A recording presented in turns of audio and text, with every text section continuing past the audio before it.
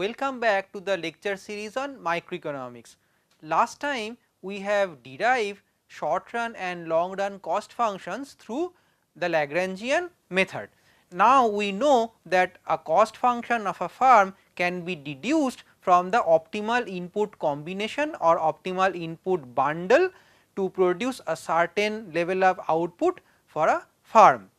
Now let us see whether the same concept cost function can be derived from some other angle or some other tool that we have already seen. Now I am going to take you to the concept that has been defined before, and the concept is expansion path. So note that along an expansion path we see lots of firms optimal points, and these optimal points are basically showing optimal input bundles. Each of these firms equilibrium points lie both on isocost line and isoquant. So the point when it belongs to the isoquant, it gives a specific level of output, and that very point when it lies on an isocost line gives a particular level of total cost of production. So basically this way there is a linking between the total cost of production and output being produced in the long run. And as we all know from the expansion path diagram that as we move from origin towards right, from left to right, we see that output is expanding, so is the level of cost. So we see that there is a positive relationship between the long run total cost and output level.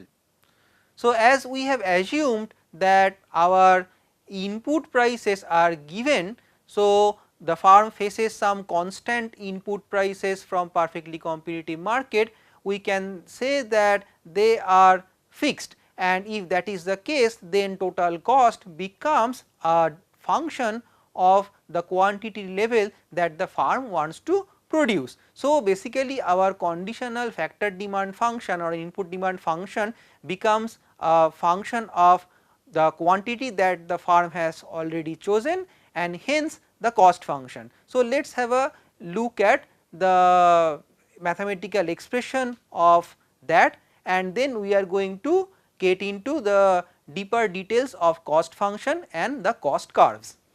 Okay. So now let us start with a general problem where we do not assume a constant return to scale or a conventional form of Cobb-Douglas production function. So here we assume that the Cobb-Douglas technology is given by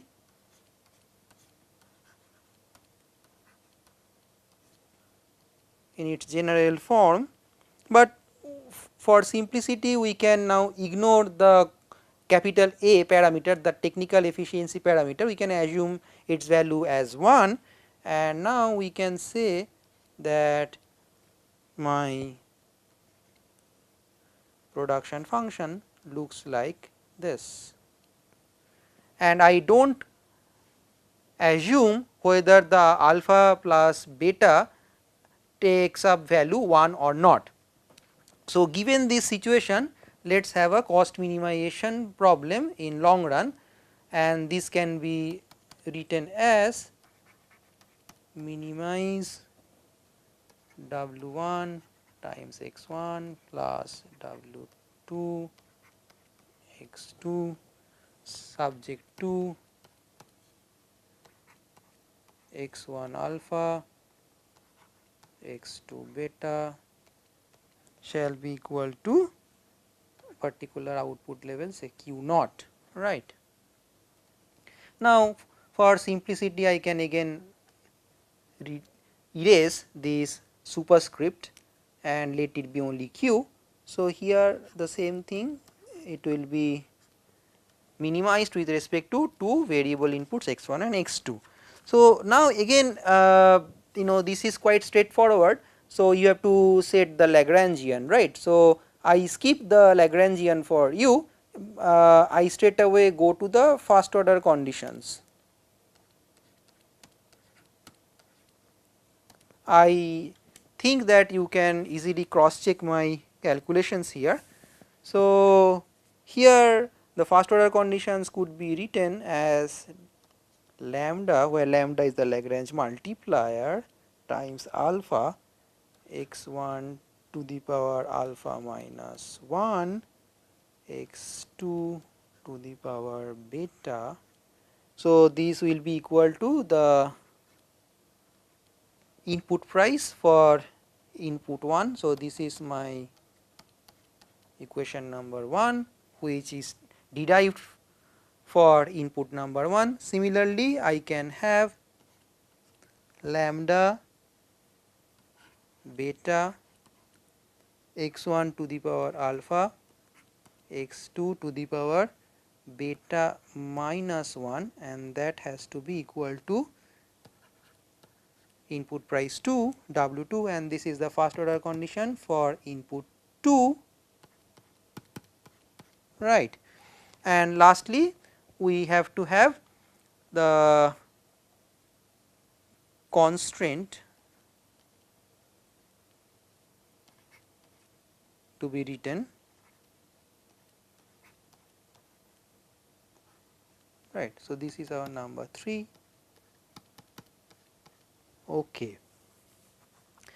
Now multiply the first equation by x1 to get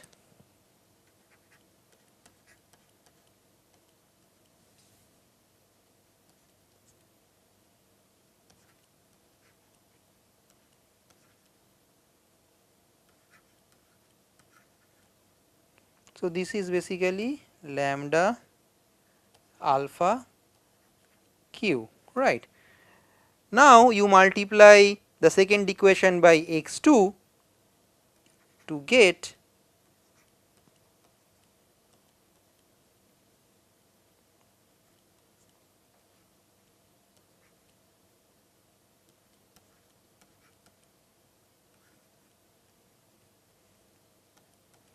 and that is basically lambda beta q, right. So from here we can get x1 equal to lambda times alpha q divided by W1, and similarly we can get x2 equals lambda beta q divided by W2. I am skipping lots of steps with the hope that you can fill these missing steps. So here from these two, what is missing? We do not know as of yet the value of lambda, right. So we have to find lambda as well. So we can use this third equation here to get the value for lambda. So now if we substitute the solution for x1 and x2 into the third first order condition, this one, then we get what? Then we get lambda alpha q divided by W1, this will be whole to the power alpha, and then lambda beta q divided by W2, this will be whole to the power beta, right, and we get this. Let me name this as 4. So now we can solve this for lambda, right, and we can get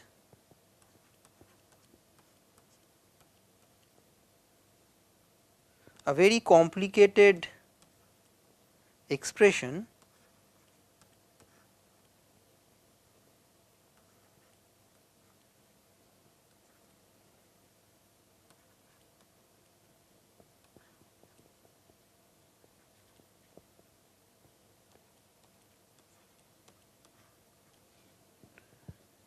and this will be whole to the power 1 divided by alpha plus b, right. Let me call this number 5. So now we can plug this lambda value into this input demand expressions, say this one denoted by asterisk and input demand for 2 denoted by double asterisk. So, if we do so, then what do we get? Again we get some complicated nasty expressions.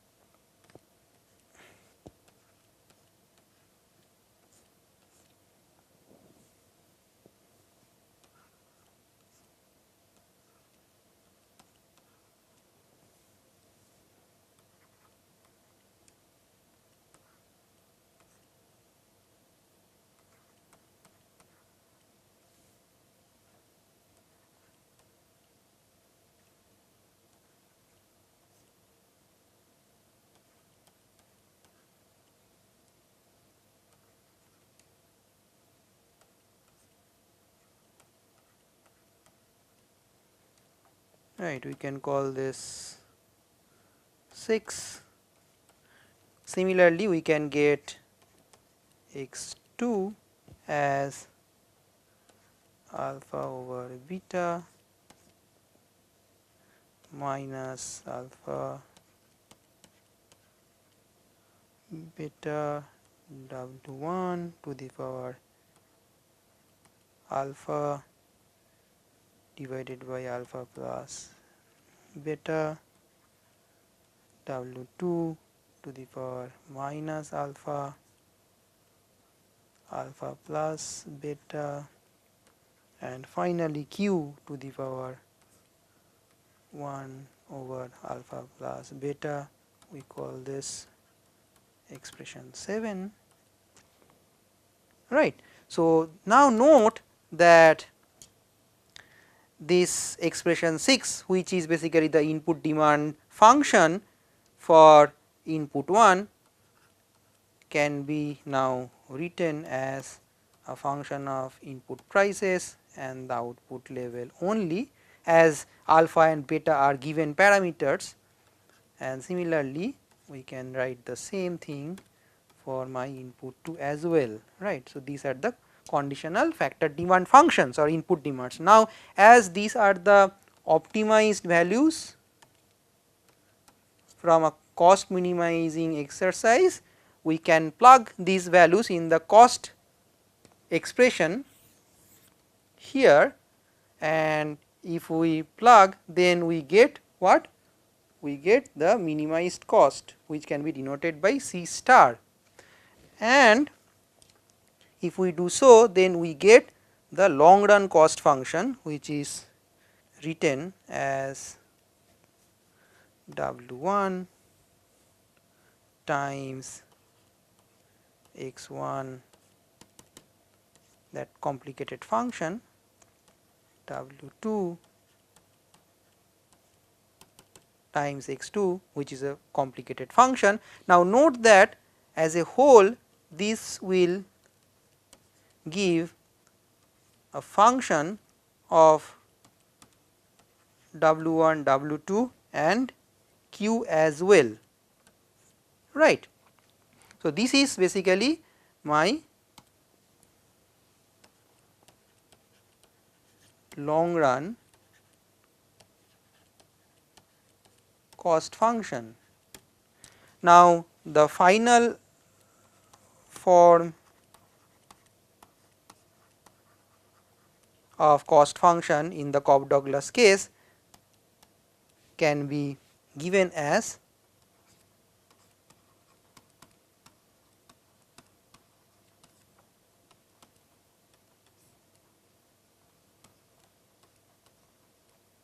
so, I am again giving you the final expression. I wish that you would be able to fill the missing steps.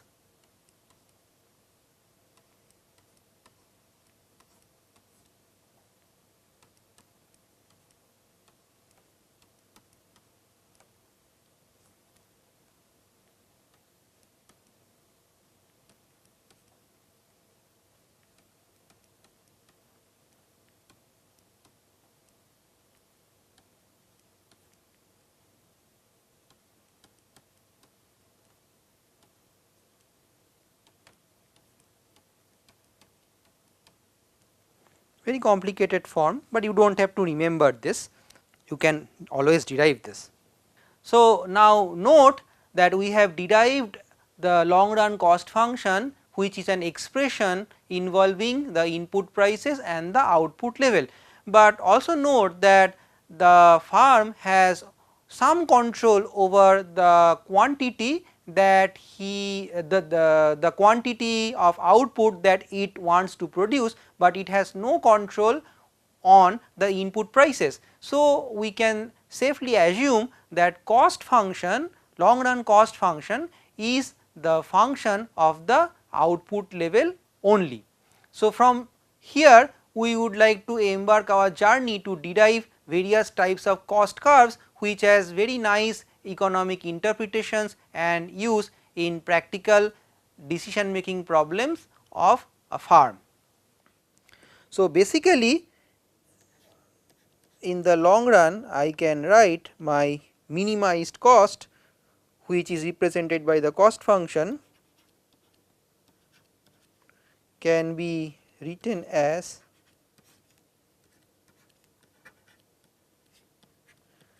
when I have two variable inputs x1 and x2. So, if that is the case, I can write cost function as a function of output only and not the input prices. So, now we take a more simplified version of the cost function, where the total cost is a function of the quantity of output to be produced only. And now we are going to define some concepts which are very critical in the theory of firm, and they are the concepts of average cost and marginal cost. So, first I will start with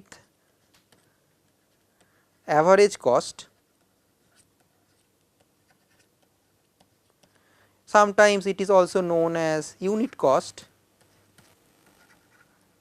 because this talks about the cost of production per unit of output. So, we can define it simply total cost divided by the number of units of output being produced. So, this is my average cost.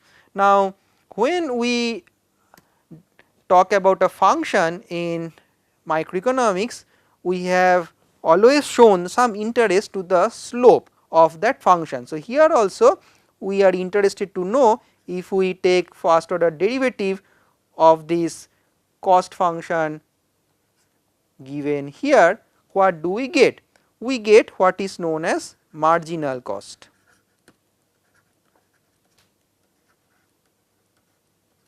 So, the marginal cost is defined as dc dq. So, what does that mean? So, marginal cost can be interpreted as the additional cost to be incurred by the firm if the firm wants to produce one additional unit of output. Now, let us see how this marginal cost behave as the firm decides to produce more number of outputs. So, basically we are now talking about curvature of the marginal cost curve. So, one can assume that the marginal cost, which can also be denoted as C prime q, is positive. Now, the slope of marginal cost curve, which is C double prime q, can take any value. So, safely we can say that it can, that second order derivative can take any particular, any value, it can be greater than, less than or equal to 0, depending upon different production conditions. We are going to visit this issue soon. So, next concept which is of some interest to an production economist is the concept of elasticity. So, let us define total cost elasticity for a cost function.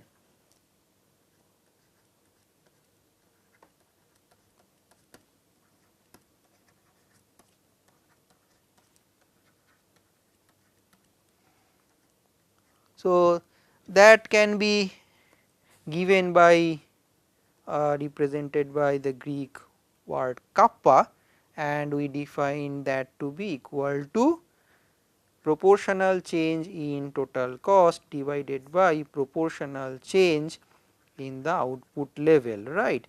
Note that alternatively this can be represented as dC dQ divided by C over Q, and we have seen the interpretation of these expressions.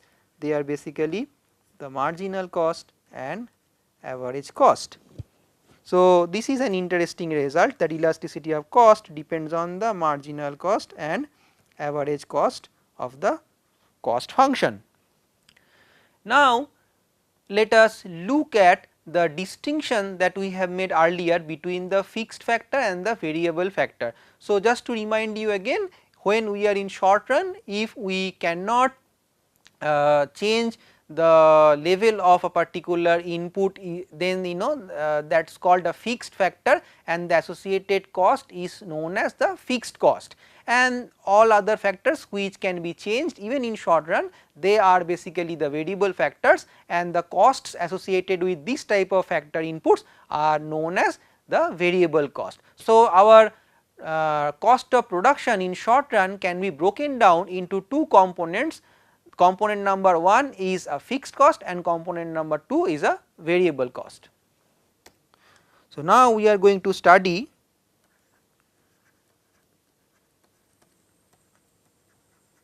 short run cost functions of a firm.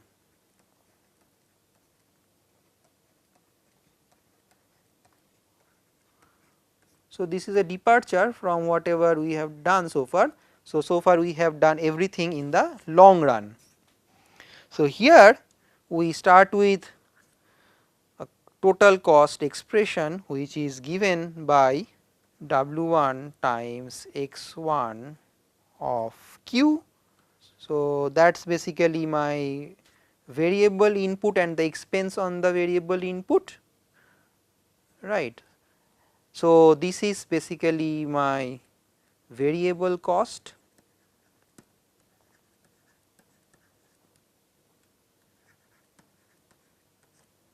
and then the expense made on the fixed level of fixed input. So, that is given by x2 bar, and that is basically my fixed cost,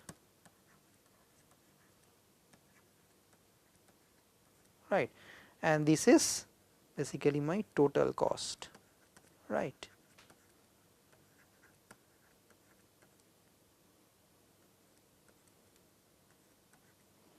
Okay.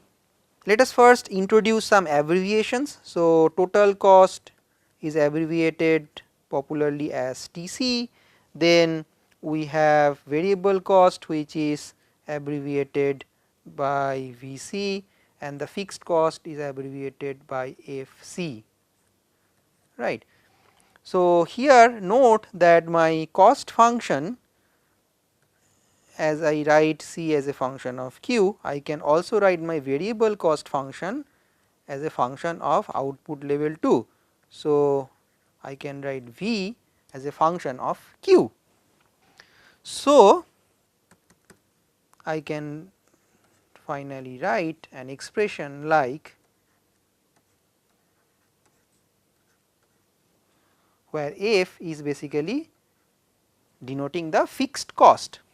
Now, we can define certain concepts which are basically the concepts of average variable costs and average fixed cost. So, basically our target is to represent average cost into two components. So, we can divide this C of Q by the quantity of output, total cost divided by the units of output produced, and we get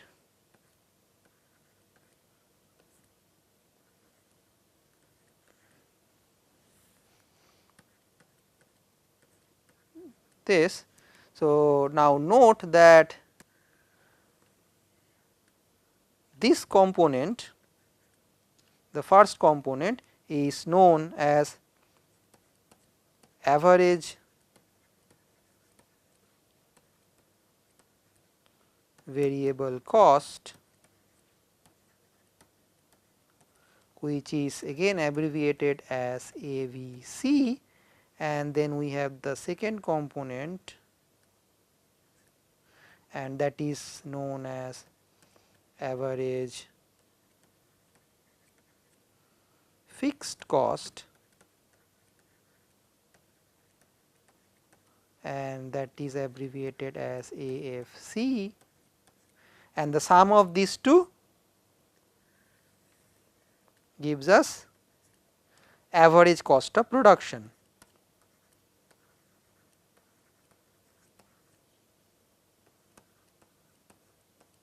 which is abbreviated as AC.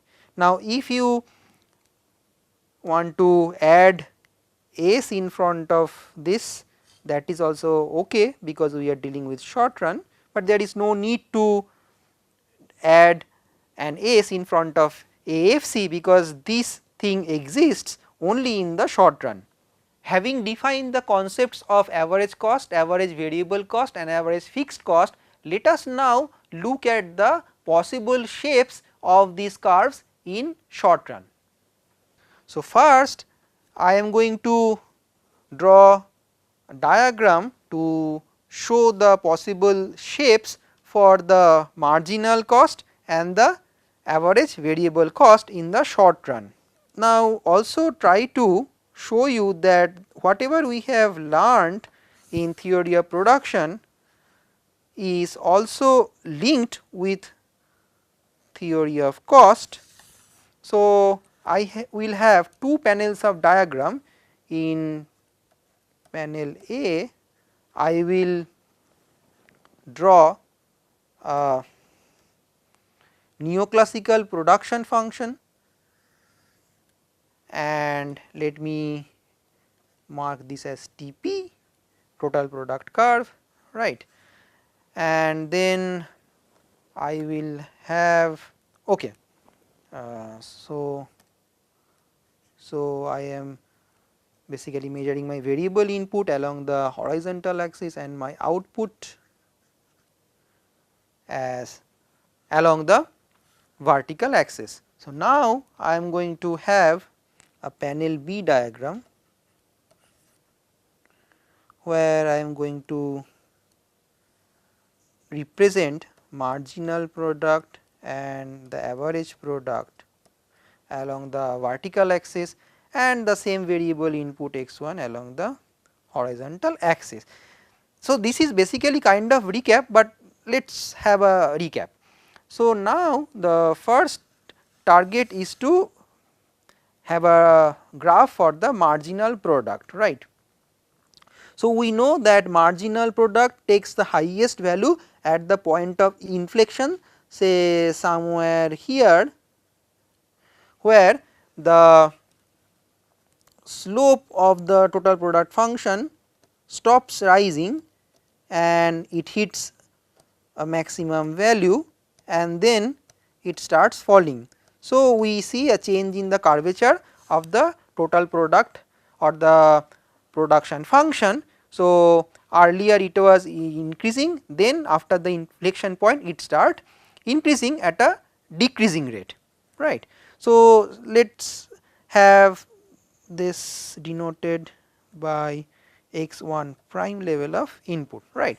So, now if we want to draw the marginal product curve, we know that it will start from origin and then it will hit a maximum value and then it will start to fall. We are not interested in the negative segment of the marginal product. So, we stop our marginal product right here, marginal product curve. Now, let us move to the average product curve, right. So, here how to get the average product, we know the trick. So, basically we have to draw a straight line through origin, and it should be tangent to the total product curve at a particular point, and at that point where it becomes tangent to the total product curve, at that point the average product becomes highest, right. So, now let us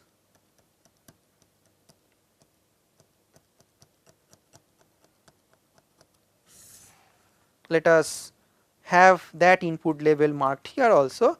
So, now note that for the average product it will first start to rise, then at this level of input, say x1 double prime, it reaches the maximum and then it starts to fall, right. So, this is what we have from the neoclassical theory of production function, showing the variable returns to factor or or the diminishing marginal productivity, right. Now, let us link these concepts from the neoclassical theory of production to the theory of cost. We have already derived the expressions for average cost and marginal cost. Let us have a look at them again. So, I start with the total variable cost, which is abbreviated as VC. So, what is VC? VC is basically W1 times X1. Okay. So, now if I write the average variable cost AVC from here, what do I need to do? I need to just simply divide this by my level of output, right. So, now note that this can be written or rewritten as W1 divided by quantity divided by the level of variable input, right. So, what do we get? We get W1 divided by average product of the input 1. So, this is an interesting result. So, here what we see, so the average variable cost is the ratio of the price of the variable input and the average productivity of the variable input. Okay. So, as W1 is constant, here we see that there is a negative relation between this average product of the input and the average variable cost of the production unit. So, when average product curve is increasing, that means that average cost curve should be falling, and when the average product curve is falling, then the average variable cost should be rising. So, there is an inverse relationship between these two. Okay. So, now let us have a look at the marginal cost aspect. Okay. So, again we start with this VC, right. So, from here if I want to derive marginal cost, I know what I need to do. I need to basically take the derivative, right, like this, and what that would be? So, that would be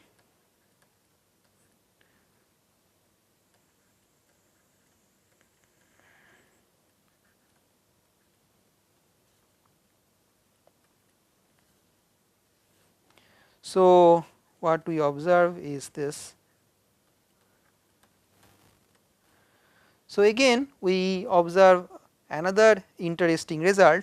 So, the marginal cost of production from the cost side of the production technology has a relationship with the marginal product of the variable input, right, and again we see the same inverse relationship, right. So, when marginal product is rising, then the marginal cost should be falling, and when the marginal product curve is falling, then marginal cost should be rising due to this inverse relationship, right. So, we will continue our discussion in the next lecture.